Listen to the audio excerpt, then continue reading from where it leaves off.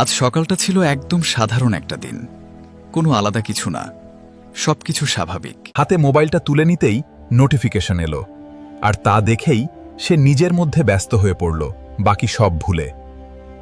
বাবা কিছু বলার চেষ্টা করলেন, চুপ করে দাঁড়িয়ে রইলেন। কিন্তু সে কিছুই শুনল না, দ্রুত চলে গেল। আজ একটু আগে ফিরো। কাল দেখা যাবে, এখন না, পরে।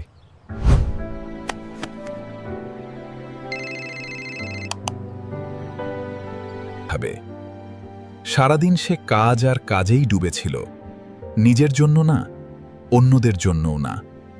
কেউ প্রতীক্ষায় ছিল সামান্য কিছু সময়ের জন্য তার কথা শোনার, কিন্তু সে জানতেই পারল না। সময় ধীরে ধীরে গড়িয়ে যাচ্ছিল, দিনটা শেষের দিকে, সবকিছুই স্বাভাবিক ছিল।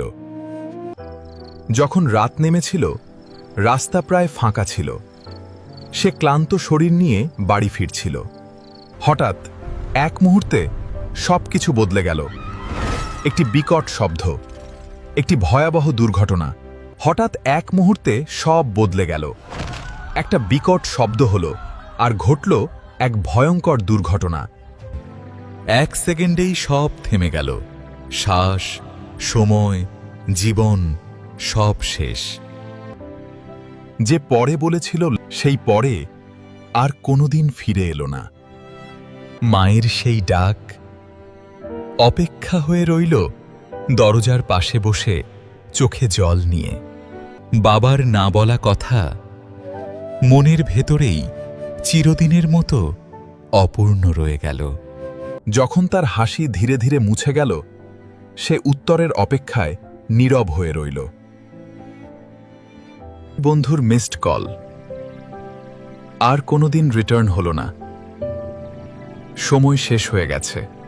জীবনে অনেক কথা বলতে চেয়েও সে আর বলতে পারল না, সব থেমে গেল। সময় কখনো কারো জন্য থামে না, চলে যায় নিজের নিয়মে। আমরাও প্রতিদিন পরে করব বলে অনেক কিছু ফেলে রাখি, কিন্তু সত্যিটা হলো সব পরে একদিন হঠাৎ শেষ হয়ে যায়। তাই যাদের ভালোবাসো, আজই বলো, এখনই বলো, কারণ আজই হয়তো শেষ। জীবনে পরে বলে কিছু নেই, যা বলার আজই বলো। সময় কারো জন্য থামে না, তাই ভালোবাসাটা দেরি না করে প্রকাশ করো। যাদের তুমি অবহেলা করছো, একদিন তাদের সময়ই তোমার সবচেয়ে বড় আফসোস হবে। আজকেই সুযোগ, কারণ কাল হয়তো থাকবে না।